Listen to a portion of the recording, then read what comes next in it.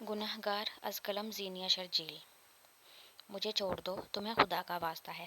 فرحین روتے ہوئے مسلسل گڑ گڑاتے ہوئے التجا کر رہی تھی، مگر وہ اپنی ساری انسانیت بھلائے ہوئے اس پر جھکا ہوا اپنی ہوس مٹانے میں مگن تھا۔ باہر سے آتی تیز میوزک کی آواز فرحین کی چیخوں اور آہو پکار کو دبا رہی تھی۔ مسلسل مزاحمت کرتی فرحین کبھی اس کا منہ تو کبھی بال نوچتی تو کبھی اس کی شرٹ اپنی مٹھیوں سے دبوچ رہی تھی، مگر اس وقت اس شخص پر شیطان غالب تھا۔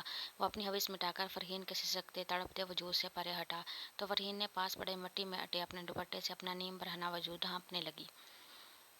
میری عزت کو پامال کر کے تم کیا سمجھتے ہو میں بدنامی کے ڈر سے چپ ہو کر بیٹھ جاؤں گی؟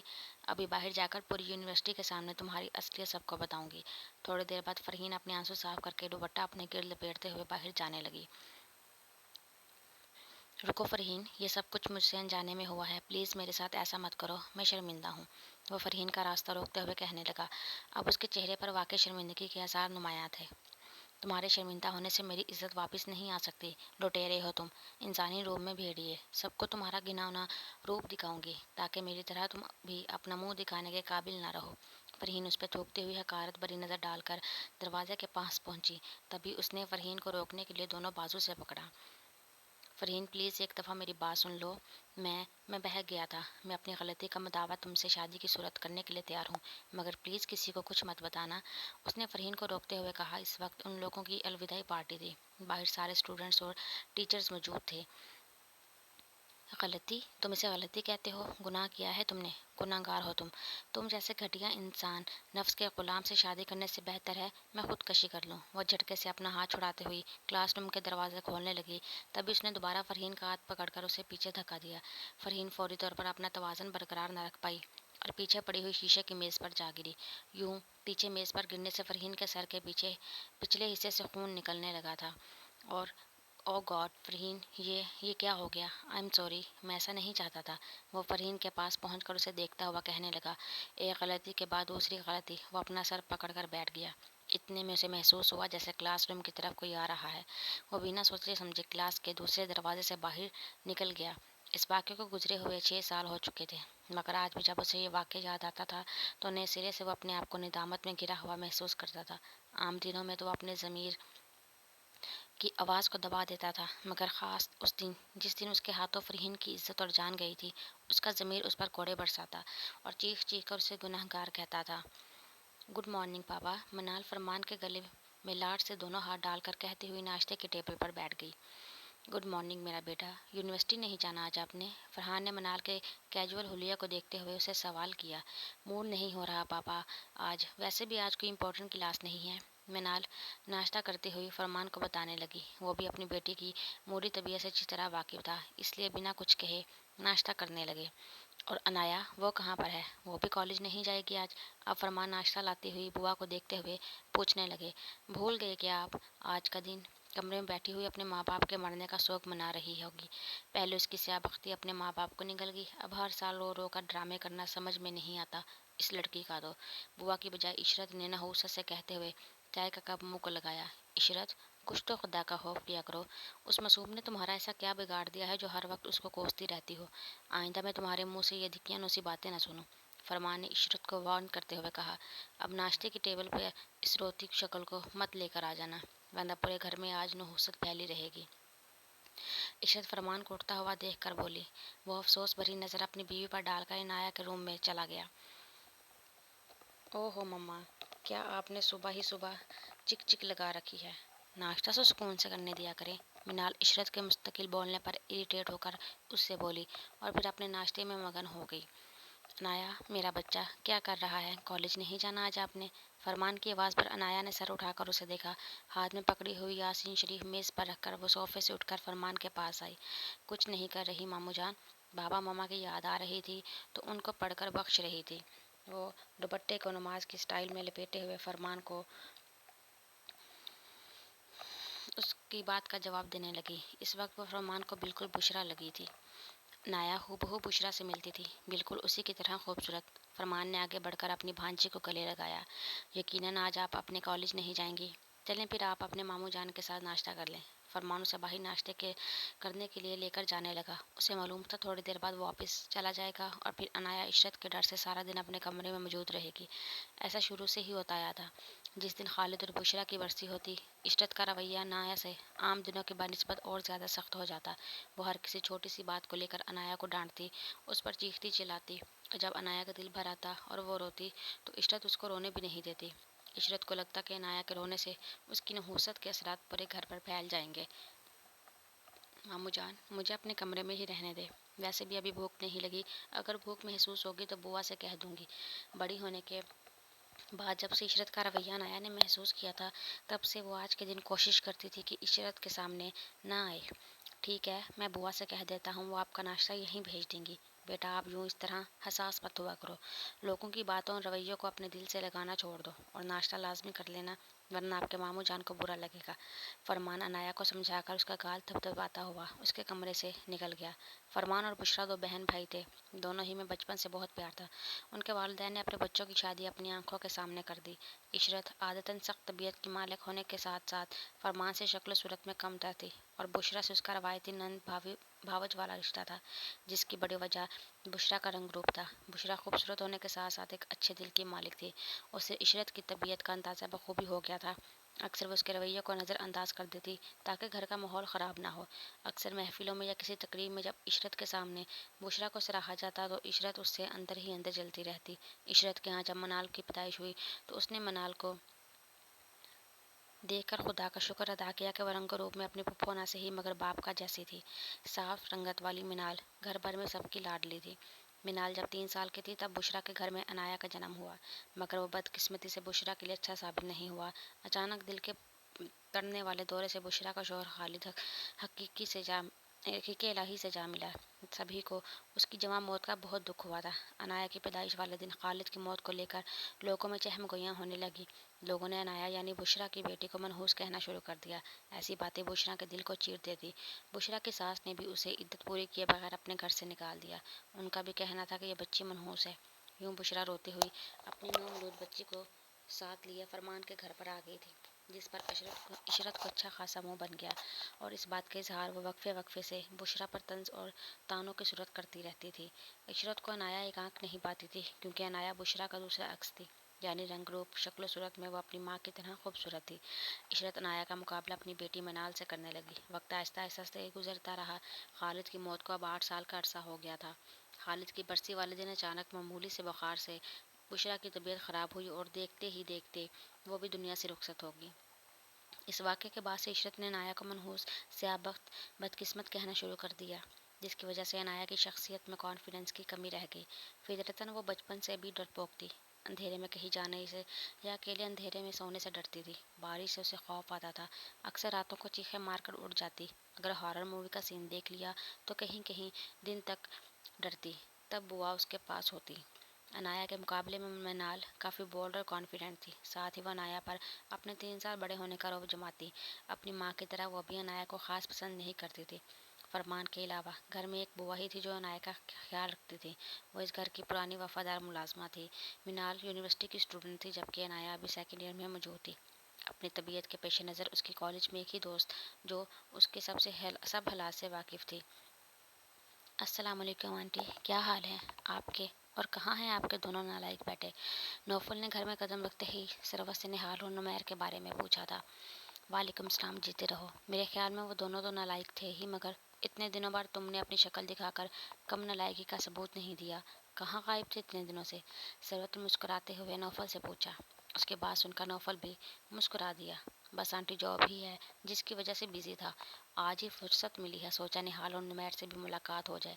نوفل صوفے پر بیٹھتے ہوئے سروت کو بتانے لگا، جاب تو تمہاری واقعی بہت ٹف ہے، کیا ضرورت تھی اتنی رسکی جاب کرنے کی؟ نہال اور نمیر کی طرح سیدھا سیدھا بزنس سنبھال لیتے۔ خیر، میں جانتی ہوں پولیس میں جانے کا تمہارا شوق تھا، اللہ آگے تمہارے مقاصد میں تمہیں کامیاب کرے اور اپنے حفظ و ایمان میں رکھے۔ بلا کر لاتی ہوں دونوں کو۔ یہ بتاؤ فریدہ کیسی ہے اور کب تک اس کا پاکستان آنا ہو رہا ہے؟ سروت صوفے سے اٹھتی ہوئی نمیر اور نہال کو بلانے کے لیے جانے لگی، ساتھ ہی اپنی دوست کے بارے میں بھی پوچھا جو کہ نوفل کی والدہ تھی۔ अम्मी भी ठीक हैं अल्हम्दुलिल्लाह। कल ही उनसे बात हुई है, फ़ौरन तो आने का प्रोग्राम नहीं है। शायद खुरम के साथ अब की बार चक्कर लगाए। सरवत नौफल की बात पर सर हिलाकर नुमैर और नहाल को बुलाने चली गई। सरवत और इशा दोनों सगी बहनें थी, आदतन एक दूसरे से बिल्कुल मुख्तलिफ। सरवत जितनी रख रखाव वाली खुश अखलाक और मिलन निसार थी, उसकी छोटी बहन इशरत उतनी ही बदमिजाज और तंग नज़र थी। अच्छा शोहर मिलने और खाते पीते घराने में ब्याहने के बावजूद भी उसकी तबीयत पर ख़ास फ़र्क नहीं पड़ा। उसके बरक्स सरवत की शादी एक नॉर्मल घराने में हुई थी। सरवत के शोहर हुसन हसन की बैंक में अच्छी जॉब थी, मगर बूढ़े माँ बाप के साथ दो छोटी बहनों की जिम्मेदारियां भी उसके ऊपर थी। सरवत ने हसन की जिम्मेदारियों को समझते हुए हर कदम पर उसका साथ दिया। निहाल की पैदाइश पर हसन अपनी दोनों बहनों की शादियों से फारिग हुआ तो 1 साल बाद ही हसन और सरवत के घर नुमैर की पैदाइश हुई थी। निहाल और नुमैर की पैदाइश में 1 साल का फ़र्क था। निहाल आदतन संजीदा और कम गो था, जबकि उससे 1 साल छोटा नुमैर छोटा होने के बायस सरवत का लाडला होने की वजह से मिजाज का थोड़ा ज़िद्दी था।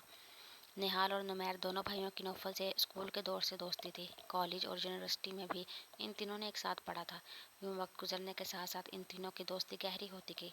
6 साल पहले ही वो तीनों यूनिवर्सिटी से पास आउट हो हुए थे।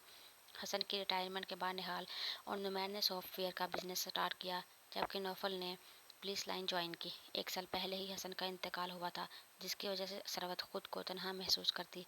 अब वो निहाल की शादी का सोच रही थी और दूसरी तरफ वो नौफल को भी यही मशवरा देती थी। नौफल फरीदा के शोहर की पहली बीवी का बेटा था। शोहर से कुछ ज़ाती इख्तलाफात के बायस नौफल की माँ अपने शोहर के साथ निभाह नहीं कर सकी, इसलिए 3 साल नौफल को शोहर के पास हमेशा के लिए छोड़कर चली गई। फरीदा ने नौफल की परवरिश की। फरीदा को नौफल से अगर सगी माँ जैसा लगाव नहीं था, मगर उसने कभी भी सौतेली माँ जैसा रवैया भी इख्तियार नहीं किया। फरीदा नौफल का ख्याल रखती, उसे अच्छी बुरी बात समझाती। इसी तरह नौफल भी उसकी इज्जत और एहतराम में कमी नहीं आने देता।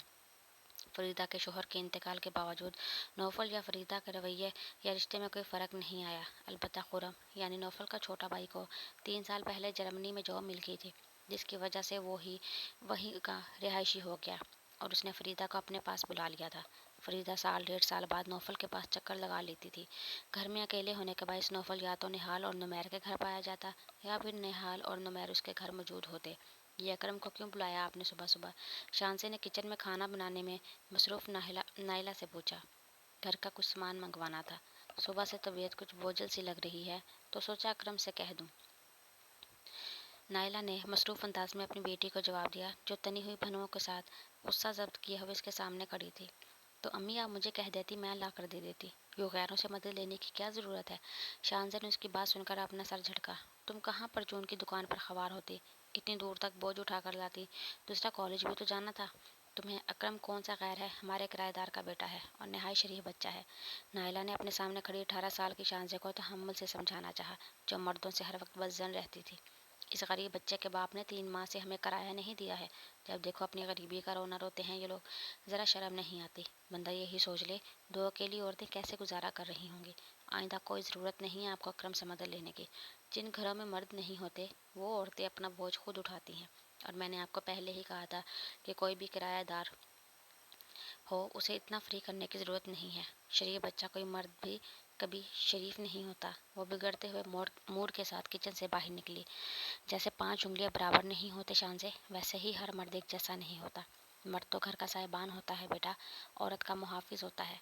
नाइला भी किचन से बाहर आते हुए रसानी से अपनी बेटी को समझाने लगी, जिसकी सोच छोटी उम्र से ही मर्दों के बारे में मनफी हो चुकी थी। औरत के मुहाफिज होते हैं मर्द। अम्मी ये बात आप कह रही हैं, जिनका अपना शोहर दूसरी बेटी के पैदा होते ही आपको घर से छोड़कर भाग गया। मैंने तो अपनी ज़िंदगी में 2 किस्म के मर्द देखे हैं, एक भगोड़े और दूसरे इज्जत के लुटेरे। शानसे ने तलखी से कहते हुए नाइला को देखा। शानजे, कितनी बार कहा है थर्स खाया करो अपनी माँ पर, मत मेरे दिल के जख्मों को खुर्चा करो। रहम नहीं आता तुम्हें अपनी माँ पर? शानजे की कड़वी बातें सुनकर नाइला को आज बहुत कुछ याद आया। वह दुखते दिल के साथ शिकायती नज़रों से बेटी को देखने लगी। तरस तो हम पर हमारी किस्मतों ने नहीं खाया। आप मुझसे शिकवा कर रही हैं।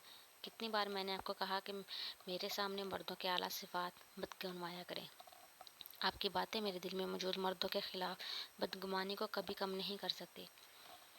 शहंशाह नाइला से बोलते हुए अपने कमरे में चली गई। अलमारी के दरवाज़ा खोलकर उसने एक बॉक्स से कपड़े का टुकड़ा निकाला। ये किसी शर्ट की फटी हुई फ्रंट पॉकेट थी, जिस पर ब्लैक धागे से अल्फ़ाबेट गुंधा हुआ था। ये उसे उसी रात फरहीन के पास से मिला था। यकीनन ये उसी गुनहगार का था जिसने اس کی بہن کی زندگی برباد کر دی تھی۔ اگر زندگی میں میرا کبھی اس شخص سے سامنا ہوا نا، تمہاری قسم کھا کے کہتی ہوں آپی، جان لے لوں گی اس کے اپنے ہاتھوں سے۔ شانزے اس جیب کے ٹکڑے کو دیکھتی ہوئی بولی تھی۔ آج اسے کالج نہیں جانا تھا کیونکہ عنایا بھی آج کالج نہیں آنے والی تھی، مگر اب گھر میں ہونے والی تلخی کے باعث وہ کالج آنے کے لیے تیار ہونے لگی۔ جب نائلہ نے اپنے آنسو صاف کرتے ہوئی دوبارہ کچن میں چلی گئی، نائلہ کے پاس یہی اس کا قیمتی اثاثہ شانزے کی صورت بچا تھا۔ وہ نہیں چاہتی تھی کہ اس کی بیٹی کے اندر مرد ذات کو لے کر مزید منفی سوچیں جنم لے۔ آخر کب تک اسے شانزے کے ساتھ رہنا تھا؟ ایک نہ ایک دن اسے شانزے کی شادی کرنی تھی، مگر مردوں کو لے کر اس کی ذات میں تلخی اور سختی سے نائلہ بہت پریشان ہو جاتی۔ نائلہ جب بھی کوئی چھوٹی موٹی مثال دے کر شانزے کو سمجھانا چاہتی، اسی طرح ان دونوں کے بیچ تلخ کلامی شروع ہو جاتی۔ نائلہ کی شادی اس کے ماں باپ نے چھوٹی عمر میں ہی کر دی تھی۔ نائلہ کی پہلی بیٹی ہونے پر اس کا شوہر اعجاز اس سے خاص خوش نہیں تھا۔ اس کے بعد نائلہ نے وقفے وقفے سے 2 لڑکیوں کو جنم دیا، مگر بدقسمتی سے دونوں بچے مرے ہوئے پیدا ہوئے۔ چوتھی بار بیٹے کی خواہش میں ان کے گھر شانزہ آئی۔ اللہ نے شانزے کو زندگی دی، مگر نائلہ کا شوہر اعجاز دوسری بیٹی کی پیدائش پر بھی ناخوش تھا۔ شانزے جب 2 سال کی تھی تب وہ نائلہ کو طلاق دے کر چلا گیا تھا۔ نائلہ اپنی دونوں بیٹیوں کے ساتھ اپنے باپ کے گھر واپس آ گئی، مگر ماں باپ کب کسی کے ساتھ ہمیشہ رہتے ہیں۔ بیٹی کے غم میں نائلہ کے ماں باپ ایک کے بعد ایک دنیا سے چلے گئے۔ نائلہ نے حالات کا مقابلہ کرتے ہوئے دونوں بیٹیوں کو پڑھایا۔ خود اس نے کیٹرنگ کا کام شروع کر دیا۔ چھوٹی موٹی دعوتوں اور تقریبات کے آرڈر ملنے پہ وہ گھر پہ کھانا بناتی اور آفس ورکرز کے لیے روزانہ کھانا بناتی۔ کچھ کرائے کے پیسے آ جاتے جس سے اس کی گزر بسر ہو رہا تھا، مگر اچانک 6 سال پہلے رونما ہونے والے واقعے سے اس کی روح تک تڑپ گئی۔ فرہین کی یونیورسٹی کے کسی لڑکے نے اس کی بیٹی کے ساتھ بے رحمانہ سلوک کیا۔ اس دن کو آج بھی یاد کر کے نائلہ کا دل چھلنی ہو جاتا۔ اس واقعے کو 6 سال گزر گئے تھے، مگر آج بھی جب وہ شانزے اور اس کے بیچ اس بات کا ذکر ہوتا تب اس کے زخموں سے لہو رسنے لگتا۔ ایک یہی بڑی وجہ تھی شانزے کی مرد ذات سے بدگمانی کی۔ آج کا دن ہی اچھا نہیں تھا، یا پھر اسے نائلہ سے لڑ کر اس طرح کالج نہیں آنا چاہیے تھا۔ جو بھی تھا، آج کالج آ کر وہ صحیح معنوں میں پچھتا رہی تھی۔ آدھے گھنٹے پہلے کالج میں 2 تنظیموں کے بیچ میں جھگڑا ہو گیا۔ جھگڑا ہونے کی صورت کالج میں پولیس کو بلانا پڑا۔ تصادم کے باعث گولیاں چلنے کی آواز آئی، جس کی صورت بہت سی لڑکیوں کو کالج کے 2nd فلور پر ایک بڑے ہال نما کمرے میں بند کر دیا گیا، مگر شانزے اس بات کو لے کر پریشان نہیں تھی۔ اس کی پریشانی کی وجہ 10 منٹ پہلے اکرم کس کے موبائل پہ آئی کال تھی، جس پہ اس نے نائلہ کے طبیعت خراب ہونے اور بے ہوش ہونے کی اطلاع دی تھی۔ شانزے یہ خبر سن کے سچ مچ پریشان ہو گئی تھی۔ کتنی بار اس نے ہال کا دروازہ پیٹا، مگر بے سود۔ نائلہ کے سوا اس کا اس دنیا میں تھا ہی کون؟ وہ اس وقت کسی بھی طرح اپنی ماں کے پاس پہنچنا چاہتی تھی۔ پیچھے کے سائڈ کھلی کھڑکی کو دیکھ کر اس کے دماغ میں ایک بات آئی، اے لڑکی، کیا پاگل ہو گئی ہو؟ واپس جاؤ کمرے میں۔ کانسٹیبل صدیق کی آواز پر نوفل نے اوپر کی طرف دیکھا، جہاں صدیق ایک لڑکی سے مخاطب تھا جو کھڑکی سے باہر نکل چکی تھی اور اس وقت چھجے پر چڑھی ہوئی نیچے کودنے کا سوچ رہی تھی۔ نوفل اگر آگے بڑھ کر اسے تھام نہ لیتا تو شانزے زمین بوس ہو چکی ہوتی۔ نوفل نے اپنی گود میں اس لڑکی کو دیکھ کر رہا تھا جس نے ڈر کے مارے آنکھیں بند کی ہوئی تھی، جبکہ شانزے جس نے بنا سوچے سمجھے چھلانگ لگاتے ہوئے آنکھیں بند کی تھی، اب وہ آہستہ آہستہ آنکھیں کھولنے لگی۔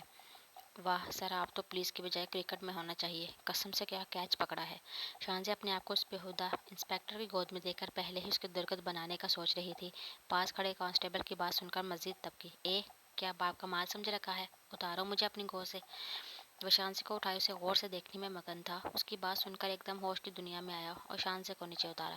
اگلی بار اگر خودکشی کرنے کا ارادہ ہوا تو دوسری منزل کی بجائے 10ویں منزل سے پھلانگنا۔ نوفل اپنے سامنے کھڑی اس احسان فراموش لڑکی کو دیکھتا ہوا بولا، اگلی بار اگر میں 20ویں منزل سے بھی چھلانگ لگاؤں تو ہیرو بن کر مجھے بچانے کی ضرورت نہیں ہے۔ شانزے نے اپنے سامنے کھڑے انسپکٹر کو دیکھتی ہوئی بولی، جو اسے ایک آنکھ نہیں بھایا تھا۔ دوسری نظر اس نے کوریڈور پر ڈالی جو کہ سنسان تھی۔ اوئے میڈم، آپ کو تو ہمارے سر کا شکریہ ادا کرنا چاہیے، ایک تو انہوں نے آپ کی جان بچائی، اوپر سے آپ بدلحاظی کر رہی ہیں۔ شانزے کے اس طرح جواب دینے پر صدیق کانسٹیبل سے اپنے سر کی بے عزتی برداشت نہیں ہوئی، اس لیے جھٹ سے بولا، چپ کرو تم سر کے چمچے، اچھی طرح سمجھتی ہوں میں تمہارے سر کے جیسے انسانوں کو۔ بس لڑکی دیکھی نہیں، فوراً ہیرو بننے کا شوق چڑھ گیا۔ شانزے کانسٹیبل کو گھرکتی ہوئی حقارت بھری نظر نوفر کے اوپر ڈال کر بولی، ارے صدیق، ان بیوی کا مسئلہ سمجھا نہیں تم نے۔ یہ جلن اس بات کی ہے، صرف ہیرو کی طرح بچانا ضروری نہیں ہوتا، بلکہ لڑکی کی جان بچا کر اسے ہیرو کی طرح سے۔ نوفل نے بولتے ہوئے شانزے کو بازو سے پکڑ کر خود سے قریب کیا۔ اس سے پہلے وہ کوئی ہیرو والا عملی مظاہرہ کرتا، شانزے نے ایک تھپڑ اس کے منہ پر جڑ دیا تھا۔ نوفل کا مقصد شانزے کے ساتھ کچھ غلط کرنا نہیں تھا، وہ اسے ڈرانا چاہتا تھا تاکہ اس کی زبان کو بریک لگے، مگر اپنے منہ پر پڑنے والے تھپڑ سے ایک دم اسی کو بریک لگ گیا۔ وہ تو شکر تھا کہ کوریڈور میں اس وقت کوئی موجود نہیں تھا۔ یہ تماشا کسی اور نے نہیں دیکھا مگر وہاں موجود کانسٹیبل، جو کہ کسی فلمی سین کے انتظار میں ان دونوں کو غور سے دیکھنے میں مصروف تھا۔